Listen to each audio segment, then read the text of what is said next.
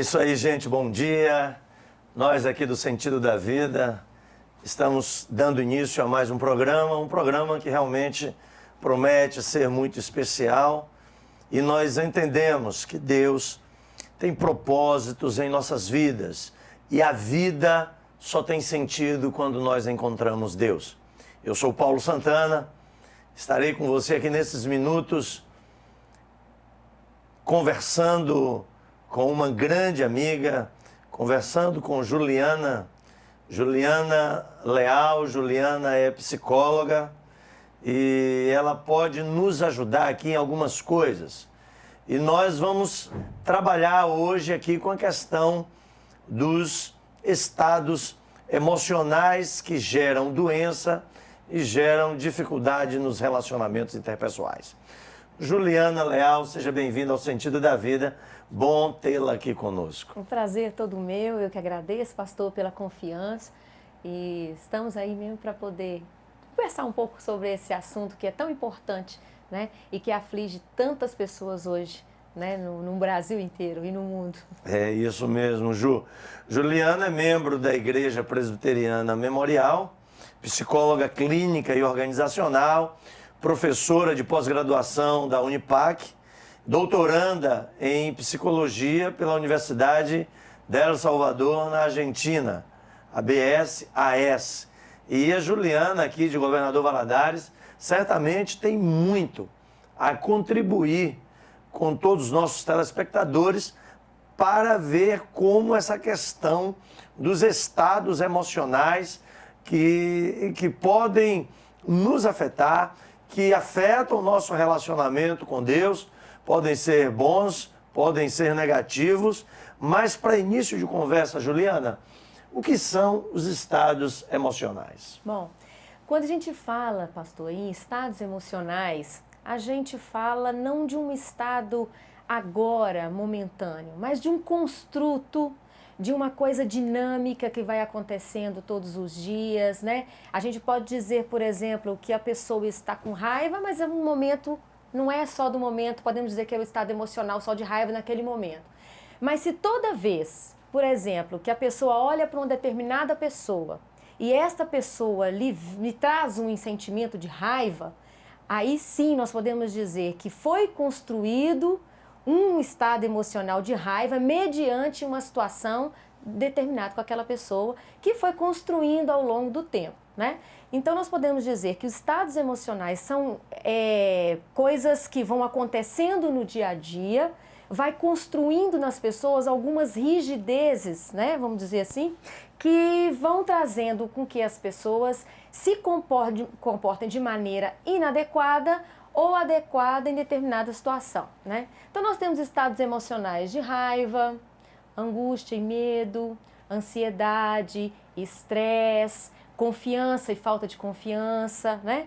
E esses estados emocionais interferem diretamente em todo o ser da pessoa, seja no trabalho, na vida emocional, nos relacionamentos dentro de casa, no relacionamento com a igreja, no relacionamento com Deus, né? Então, todo o estado emocional da pessoa, que é aquilo que vai construindo e vai sendo cristalizado dia após dia, vai formando naquela pessoa um determinado caráter, né? Então, é o padrão de comportamento que se repete, se repete e que foi gerado durante um tempo. E a pessoa se acostuma com esse tipo de comportamento, correto? Acostuma e às vezes nem percebe aquele sentimento. Não percebe. Não percebe. O que acontece? Muitas vezes ela precisa de estar se identificando o tempo todo, o outro está perto. Você está percebendo que esse movimento que você está fazendo, você está com raiva? Você está percebendo toda vez que fulano chega, você apresenta um estado emocional de ansiedade maior, né? Ou de um chefe, ou é de um líder, né? De maneira geral. Então, assim, às vezes o outro é que vai sinalizando, né? Dá uma, porque a pessoa rodada. não tá se auto-percebendo. Não se percebe, né? E muitas vezes, quando ela não se percebe, ela vai cometendo os mesmos erros sem perceber, vai repetindo os mesmos erros sem perceber, né? Eu vejo, Juliana, que nossos telespectadores que estão aí nos assistindo, talvez muitos deles tenham problemas de relacionamento com outras pessoas Sim. e não sabem como esses problemas são produto desses estados emocionais doentios. Correto? Então, relacionamento dentro de casa, relacionamento no âmbito do trabalho, no dia a dia, na escola, né? E, joia. Mas, Juliana, quais são os estados emocionais que mais afetam os indivíduos na atualidade? Na sua prática como psicóloga clínica, você com certeza tem atendido pessoas que são afetadas diretamente por essa inadequação, por esse padrão comportamental problemático. Quais são geralmente os estados emocionais mais comuns nos dias de hoje? Os estados emocionais que mais mexem com a população hoje são os estados emocionais de ansiedade, né? Ansiedade. Estresse, raiva, frustração. Por quê?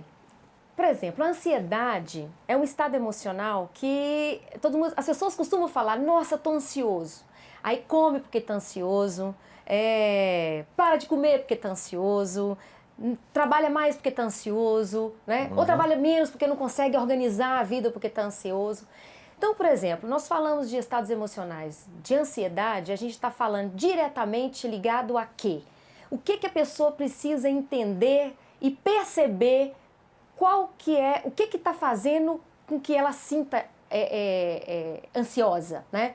Ah, eu como mais, eu faço isso, mas o que precisa acontecer na mente para que ela detecta, né, o que ela está ansiosa, né?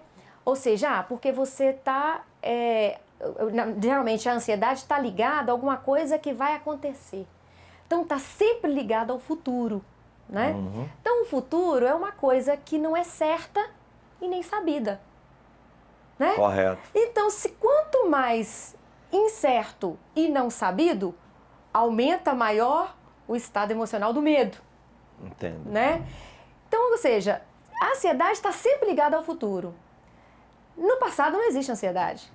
Concorda comigo? Concordo. No passado você não tem ansiedade. No passado tem outro sentimento, chamado culpa. Né? É um outro padrão comportamental? É um outro padrão, um outro estado. Emocional. Né? Então, no passado você existe culpa. No futuro você tem ansiedade. A ansiedade, ela é o quê? É um medo, porque você não sabe como é que vai ser. Então, o que eu geralmente trabalho com os pacientes, ou então quando a gente trabalha numa equipe organizacional, né, numa empresa, você procura identificar quais são os pontos que estão gerando ansiedade. Diminuir as suas variáveis de incerteza. Peraí, se o que está me trazendo ansiedade é aquela prova no concurso que eu vou fazer, o que eu tenho que diminuir? A minha variável de incerteza, eu vou estudar mais. Se eu estudar mais, provavelmente eu vou estar mais preparada, eu vou diminuir a ansiedade. Melhorar né? as possibilidades. Isso. Então você começa a perceber que são coisas que às vezes o ser humano consegue dar conta de administrar se ele parar para poder fazer algumas perguntas práticas para ele mesmo, né? Peraí, onde está o meu foco? Você disse um pouco antes de fazer essa pergunta, você disse assim, as pessoas dificultam até os seus relacionamentos por causa dos estados emocionais. Sim. E uma pergunta bastante interessante que se deve fazer quando se está se relacionando é: qual é o foco? Se eu estou brigando, por exemplo, né, com a minha filha, que chegou em casa e viu que eu estava cansada, cheguei do trabalho, organizei a casa, e minha filha chega em casa e coloca a toalha molhada em cima da cama, o que geralmente eu vou fazer? Eu vou ficar nervosa com ela porque ela não reconheceu o meu trabalho, o tempo que eu passei fora de casa, o tempo que eu cheguei organizando as coisas, e eu vou começar a brigar. Poxa vida, pega essa toalha, você nunca coloca as coisas no lugar. Peraí, qual é o foco? O foco é o quê? O relacionamento saudável de cooperação familiar. Então não seria muito mais interessante eu perguntar para ela assim: filha, por que você deixou essa toalha molhada em cima da cama? O que você pode fazer para cooperar melhor com o sistema familiar? Né? Marido e mulher, quando brigam, falei, peraí, nós estamos brigando por causa de quê? O que nos uniu? né? Então, muitas vezes perde o foco. E você mergulha naqueles problemas e perde o foco, né, da coisa, e você exalta uma coisa que não tem noção, né? Porque tá ali. Aí você começa a brigar. Por que nós estamos brigando? Né? Então, os estados emocionais, como ansiedade, vai criando, né, raiva. Se você conseguir focalizar o que é que você quer, você consegue fazer perguntas, né? Que você sempre faz perguntas. Qual é o meu foco? Onde eu quero chegar? O que está virando, né, essa raiva em mim? Por que eu estou ficando frustrada? Por que eu estou decepcionada? Né? E começa a focalizar. Falei, então aonde que está meu foco? E vai perseguir esse foco. As coisas vão melhorando. Valeu, Ju. É isso aí, gente. Vocês estão vendo que o Sentido da Vida tem hoje bastante informação, coisa boa. E nós vamos chegar num ponto em que é fundamental que você coloque sua ansiedade, sua culpa, sua angústia, suas decepções nas mãos de Deus. Fique conosco, vamos ver esse clipe maravilhoso que Deus vai falar ao seu coração também. Fique ligado. Depois do clipe nós voltamos com a Juliana Leal para dar continuidade ao Sentido da Vida hoje. Daqui a pouco a gente volta.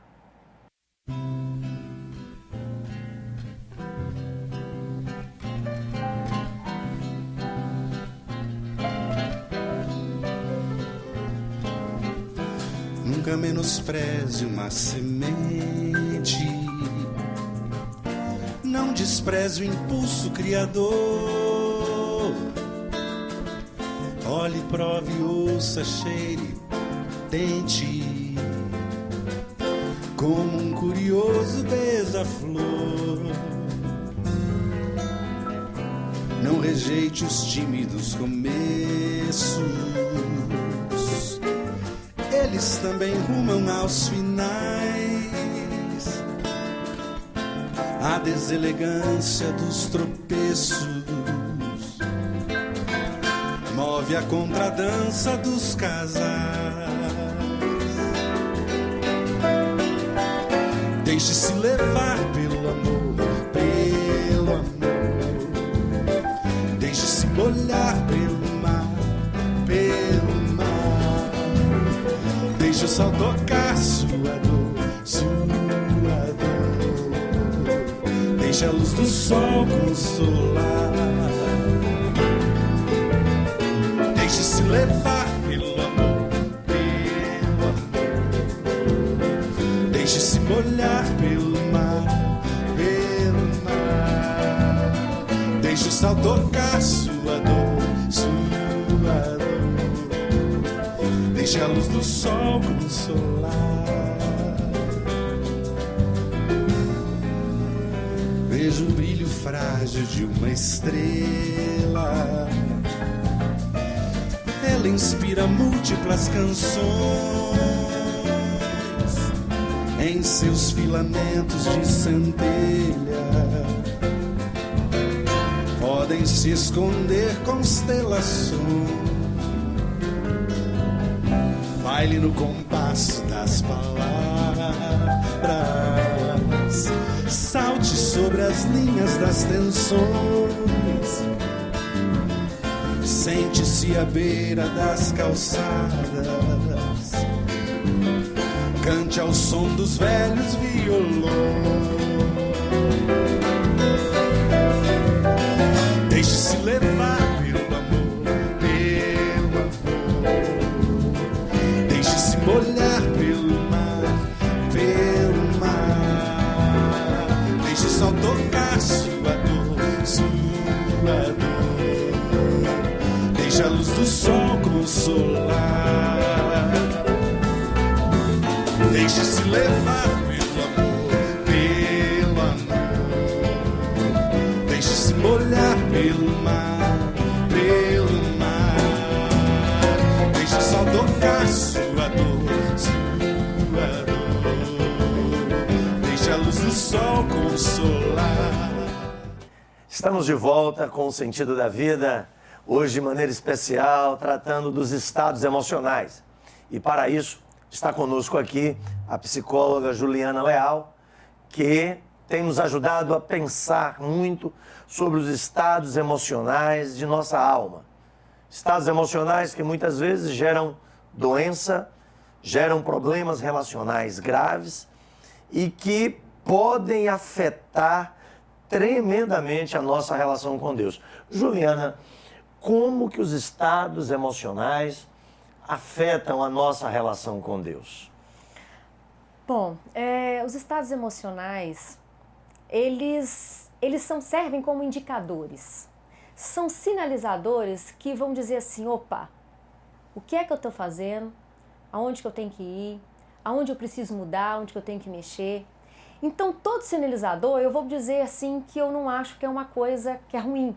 Eu acho que é uma possibilidade, né, nova, de construir algo bacana, novo, né? Agora, com relação ao relacionamento com Deus, tudo muda quando o nosso olhar muda. Se nós estamos vivendo num estado emocional de extrema ansiedade ou de extrema raiva, né? Isso automaticamente vai se transferir para o nosso sentido espiritual, né? Não só no físico, como no espiritual, né? Então, na questão espiritual, Deus, eu acho muito bacana que Deus, ele nos entende, ele tem uma capacidade, né, vamos dizer assim, muito grande de entender o nosso estado emocional, mas ele não nos deixa do jeito que a gente está.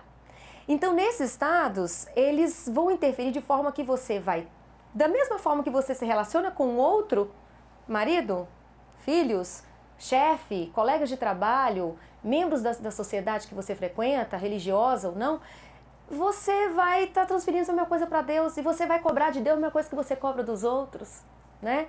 E a gente tem uma mania muito peculiar de se tornar vítima das circunstâncias da vida, né? E eu gostaria, assim, até de mostrar, assim, que Deus, ele é capaz de entender isso tudo, de te acolher nesse momento, mas Ele não quer que você permaneça dessa forma, né? Porque essa visão, ela nos limita muito para a vida. Né? Isso é muito interessante, Juliana, porque há uns dias atrás eu conversei com uma pessoa que ela estava com uma depressão, assim, claros sintomas de uma pessoa com depressão, sempre chorando. E uma pergunta que ela me fez, estávamos no processo de aconselhamento, uma pergunta que ela me fez foi a seguinte: será que Deus está me castigando? O que é que eu fiz de errado para passar por uma situação dessa?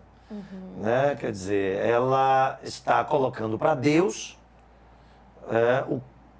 vamos, entre aspas, né? O culpado da doença pela qual ela estava passando, né? E foi difícil para mim convencê-la de que Deus não estava, usar uma expressão bem evangélica, religiosa, né? Pesando a mão sobre ela, né? Que ela cometeu algum pecado e que Deus agora estava a castigando. Então, é muito difícil, às vezes, para as pessoas entender esse fato, né, de que Deus não a quer naquele estado, daquele jeito, e que Deus não é o culpado dela estar Com depressão, né? com depressão ou com outras, o sentimento de culpa, né, de outras situações, né, ruins da sua vida. Uma pessoa como essa, que talvez esteja nos ouvindo, talvez nós tenhamos telespectadores com uma profunda depressão, talvez uma depressão mascarada, um estado emocional de há muito tempo, né, sendo dominado por remédios. Qual o conselho nessa relação com Deus que nós poderíamos dar para essas pessoas? É interessante porque quando você passa por um estado de depressão, né, que é um estado de angústia, onde existe a perda do sentido da vida, existe a perda do humor, a perda do apetite, quase nada dá prazer, né? O interessante é você tratar o corpo, a alma e o espírito, né? Apesar de sermos dicotômicos, né? Mas tem a questão física que precisa de ser tratada, um médico realmente precisa de fazer uma intervenção, às vezes medicamentosa, e esse profissional psiquiatra é que vai dar esse diagnóstico, né? Ele é competente para isso, para poder medicar. Precisa mesmo de estar fazendo um acompanhamento psicológico para trabalhar essas questões da culpa, porque como diz aquele poema de Shakespeare, não importa às vezes quantas vezes você seja perdoado, muitas vezes você vai precisar perdoar a si mesmo, né? E você trabalhar essa questão do perdão, né, com você mesmo e aos outros. E depois o tratamento, né, vamos dizer assim, não nessa ordem significa que ele é o menos importante, mas no sentido de conclusão mesmo. O espiritual é entender que o amor de Deus sobre todas as coisas foi por você de forma sobrenatural. Então, entendendo, quando você começa a entender que apesar de tudo que está acontecendo, você é amado, você é querido, e teve alguém que morreu e deu a vida, literalmente, para ver você feliz, e você consegue entender essas coisas. Então, essa pessoa, né, que pode ser um dos nossos espectadores, ele precisa de ser trabalhado, precisa de ser acompanhado, e eu acho que o conselho para eles é o seguinte: começa a entender o que é o amor. O amor, ele passa por cima de qualquer coisa, né? O amor de verdade, eu aprendi uma frase esses dias que diz assim: eu aprendi que não é o tempo que cura as feridas, mas é o amor. É o amor que cura as feridas. Talvez, amigo telespectador, Deus está colocando você aí na frente da televisão justamente para entender que Deus ama você. Não pelo que você faz ou porque você é certinho, mas Deus ama você independentemente daquilo que você é, daquilo que você faz. Deus ama você porque você foi criado por uma pessoa maravilhosa que enviou o Filho dele para morrer na cruz por você. É sobre essa pessoa que a Juliana está falando. Nós vamos ter agora um clipe maravilhoso. Você vai ver como Deus também pode falar. Certamente Ele fala. Ele está falando com você. Uma música especial. Daqui a pouco nós vamos voltar. Fique conosco. Deus te ama e tem um propósito para você.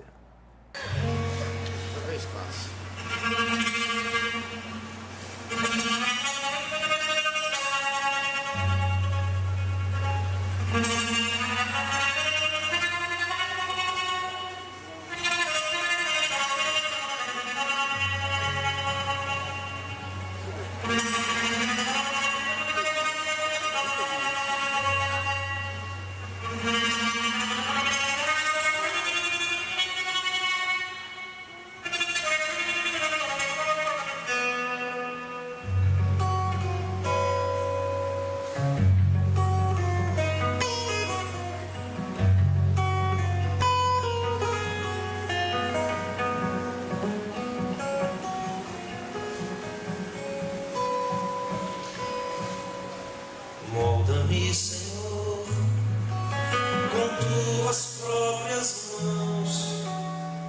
Sou vaso, tu és o oleiro, és meu companheiro.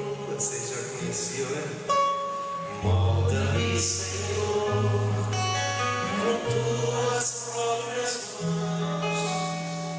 Sou vaso,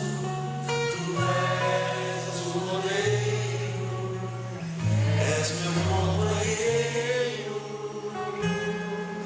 tua doce presença me faz ver, sentir estás comigo, és o meu abrigo, tua doce presença meu maior prazer, sentir estás comigo. És o meu amigo. Molda-me, Senhor, com tuas próprias mãos. Sou vaso,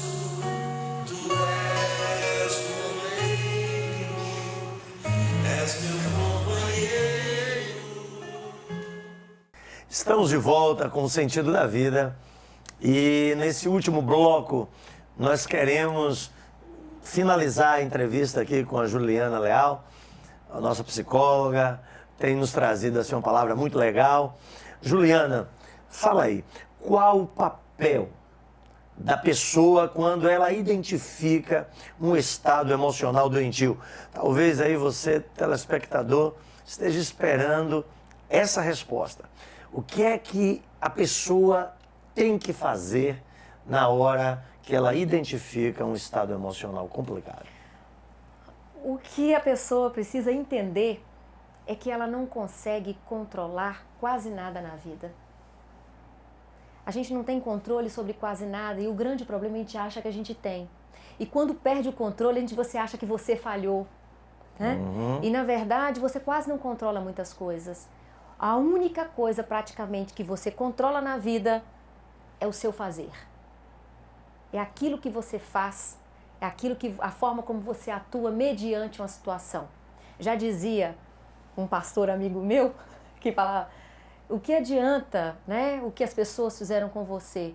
O que vai importar agora é o que você faz com o que as pessoas fazem de você, né? Então o que você vai controlar nesse momento é a única coisa que você tem na mão, a sua zona de controle é o seu fazer.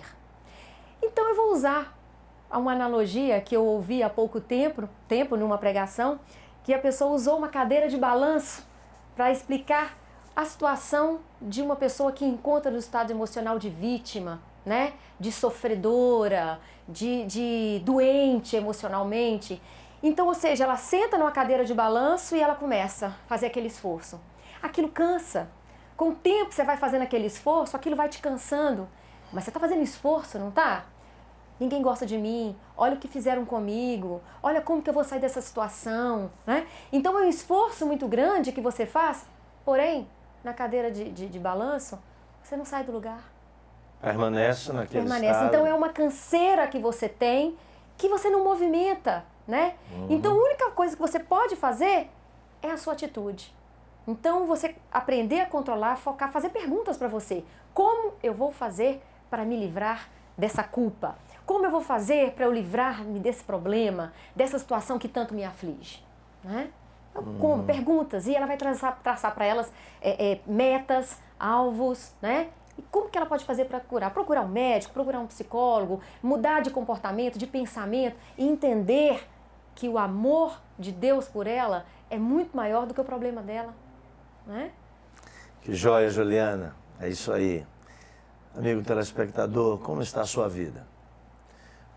Nós falamos aqui de vários problemas emocionais, relacionais, do seu relacionamento não só com as pessoas, mas também com Deus. E o que é que você tem feito para sair dessa situação? Será que você vai ficar numa cadeira de balanço e não vai sair do lugar? Deus tem um propósito para você.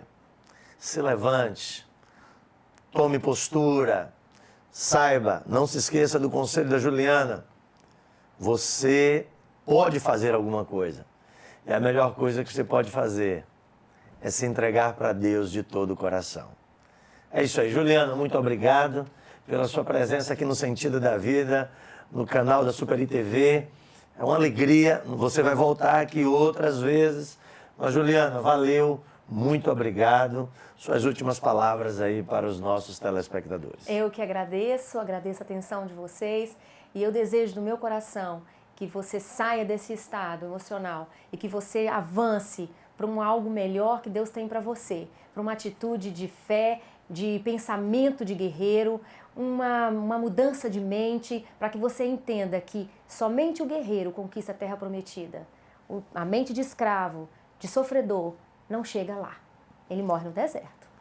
É isso aí, gente. Procure a Igreja Presbiteriana Memorial, Avenida Minas Gerais, número 1252, ali no bairro Nossa Senhora das Graças. Estaremos lá te esperando. Um grande abraço, que Deus te abençoe. Valeu, galera. Tchau. Tchau.